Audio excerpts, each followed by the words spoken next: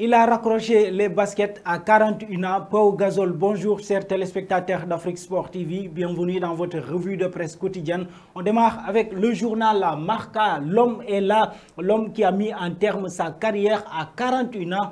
L'international espagnol basketteur Pau Gasol qui vient de faire ses adieux devant la famille du basket. Voilà, comme vous le voyez en titre, il est là, Pau Gasol. Toujours dans ce journal, vous le voyez, Kylian Mbappé, il lui reste 87 jours pour être libre et s'engager avec le club de son choix. Donc le compte à rebours est lancé du côté du Real Madrid avec la déclaration ou bien la sortie de Florentino Pérez hier, lui qui dit que voilà, il espère voir Kylian Mbappé dès le mois de janvier, et après il est revenu pour dire le plus possible c'est le mois de juin. En tout cas, est-ce que ce sont des jeux de mots? En tout cas, il a fait sa déclaration, il a fait sa sortie, lui, le président des Merengues. On va rester avec cet homme, le basketteur, mais cette fois-ci avec le journal AS qui nous parle toujours de Pau Gasol. Gracias Pau, voilà, il est là avec sa fille. Il s'est effondré en larmes. Vous le savez, hein, c'est pas du tout facile.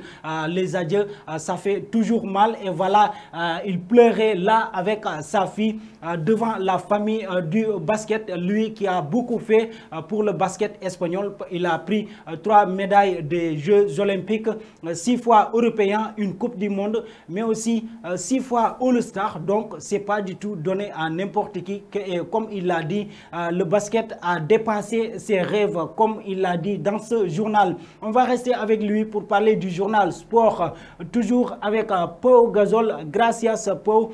En tout cas, les Los Angeles Lakers espèrent retirer le numéro 16 de leur équipe à l'honneur de cet homme-là pour tout ce qu'il a fait dans ce club. Dans ce journal aussi, vous le voyez, Luis Enrique qui prépare le match face à l'Italie pour se venger des demi-finales de l'Euro précédent. Donc, il espère battre l'Italie dès ce soir du moins.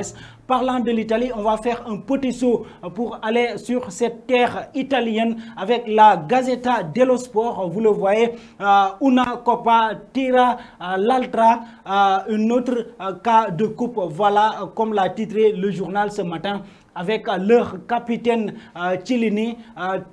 Les tenants du titre vont faire face à l'Espagne dès ce soir pour le compte de la demi-finale de la Ligue des Nations. Qui va gagner ce match-là? En tout cas, c'est un match très attendu entre les deux formations, l'Italie et l'Espagne. On reste pour ce match-là avec le journal Tutto Sport. Vous le voyez, Mancini, l'entraîneur italien, qui est actuellement invincible avec 37 matchs, les gars, 37 matchs sans la moindre défaite. Donc, il est là, l'entraîneur, l'emblématique entraîneur des Italiens, qui dit qu'il veut gagner la Ligue des Nations et il va le commencer dès ce soir en battant les Espagnols.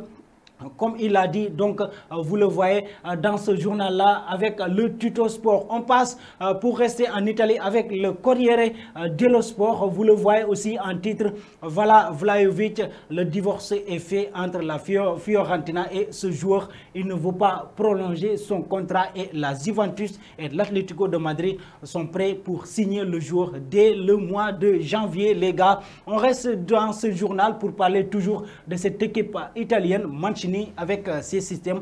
En tout cas, il va faire jouer Insigne en faux neuf et Lorenzo à l'avant-centre. Ce sont des systèmes qu'il aime, qu'il réussit tout le temps et il espère le continuer jusqu'au mondial 2022 au Qatar, le mondial qui reste, les gars, 14 mois. Donc, il va falloir revoir tous les systèmes, comme l'a dit l'entraîneur. On fait un petit saut pour aller du côté de la France avec l'équipe. Voilà, aujourd'hui, comme l'a titré l'équipe ce matin, la fête des voisins entre la Belgique et la France. On se rappelle les demi-finales du mondial 2018, d'où la France était sortie vainqueur sur ce match-là face aux Belges, aux Diables Rouges de Belgique.